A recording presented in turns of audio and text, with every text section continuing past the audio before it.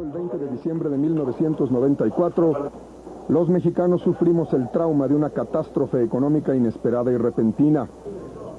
Se nos ha extraviado la esperanza de estar bien, de tener una economía en expansión y con precios estables. En un abrir y cerrar de ojos, el país entra de lleno en una nueva realidad. Abandonado por los inversionistas extranjeros, atemorizados los nacionales, con la obligación de pagar miles de millones de dólares en créditos de corto plazo, el país descubre estupefacto que los lobos de la insolvencia aúllan en la puerta. En enero se lanza un primer programa para enfrentar la emergencia, pero el acuerdo es barrido por la velocidad de los acontecimientos. La nave hace agua y aprisa. Es indispensable entonces encontrar apoyo de la comunidad financiera internacional. Está en juego, además de México, todo el concepto de mercados emergentes, es decir, los países que se han abierto al comercio, que han desregulado sus economías y que se han globalizado a través de la privatización. Se decía que cuando Estados Unidos estornuda, a México le da pulmonía. La nueva realidad de fin de siglo demuestra que cuando México se resfría, Estados Unidos también. El Congreso en Washington se desentiende del asunto en forma hostil. El presidente Clinton ordena al Tesoro prestar a México 20,000 millones de dólares y presiona al Fondo Monetario para que aporte otros 17,000 millones. El resto del paquete de 53,000 millones de dólares lo ponen bancos centrales y privados de Europa y de Asia. El rescate de México no es un acto de generosidad. Cada dólar está garantizado con las facturas de las exportaciones de petróleos mexicanos y los dineros se depositan en la Reserva Federal de Nueva York. Los acuerdos de Washington obligan a México a recaudar unos 12,000 millones de dólares en 3 años mediante la privatización de puertos, aeropuertos, operación de ferrocarriles, petroquímica, satélites, telecomunicaciones y el transporte de gas. Las dificultades económicas apenas comienzan. El peso se ha devaluado en cosa de 6 semanas en un 80%. La bolsa de valores pierde 40% en 40 días. El pánico viaja por los mercados financieros de América Latina en algo que se conoce con mala intención como el efecto tequila. El año ha comenzado mal y oscuro. El peso por los suelos. Los mexicanos lastimados han perdido el ánimo. Hay rabia, hay coraje por el sentimiento de haber sido engañados una vez más.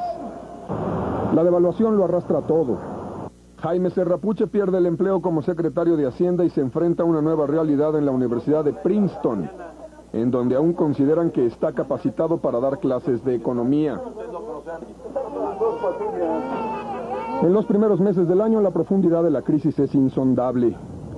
Los pronósticos de la magnitud de la caída son ajustados semana a semana.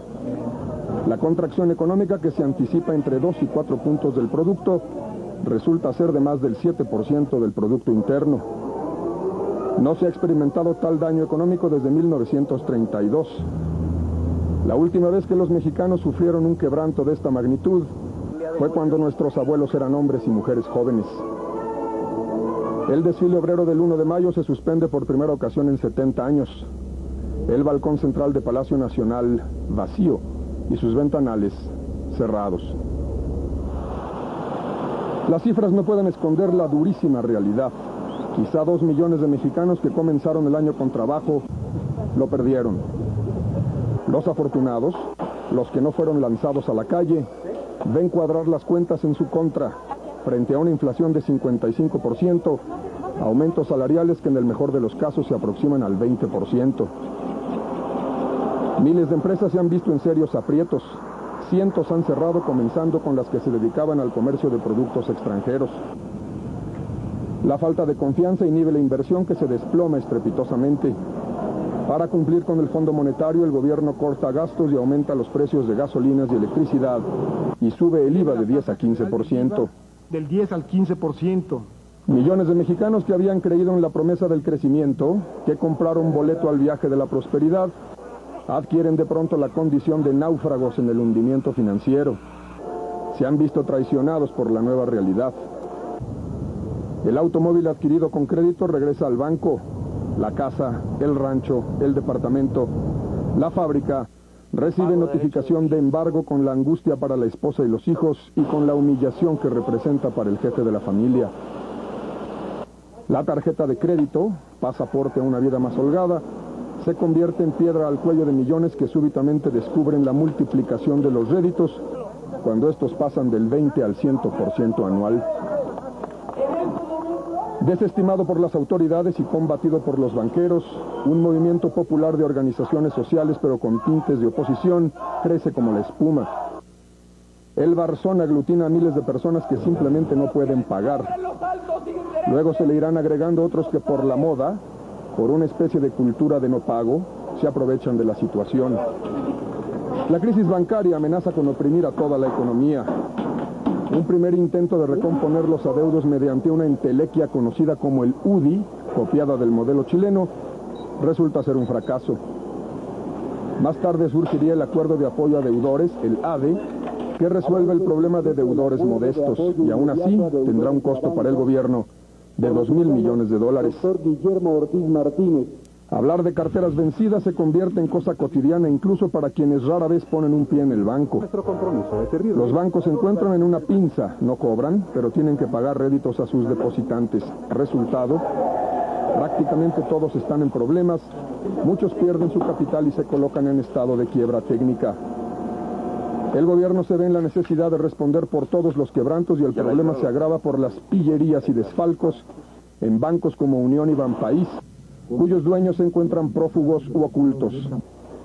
Un fondo del gobierno para rescatar bancos invierte en ello 84.000 millones de pesos, el doble de lo que se obtuvo por su venta en años pasados. Así las cosas, el gobierno asume el control de media docena de bancos, incluido el cuarto más grande, Inverlat. La economía es rehén del dólar y de las tasas de interés tan sensibles a los rumores y a la desinformación malintencionada. A partir de septiembre las cosas empiezan a acomodarse y surge la Alianza para la Recuperación. Pero en noviembre un rumor de golpe de Estado que se origina en Nueva York vuelve a descarrilar los mercados. Entre susto y sobresalto, descubrimos una nueva realidad. Pasamos de la promesa de la prosperidad al infierno diario de los bolsillos vacíos.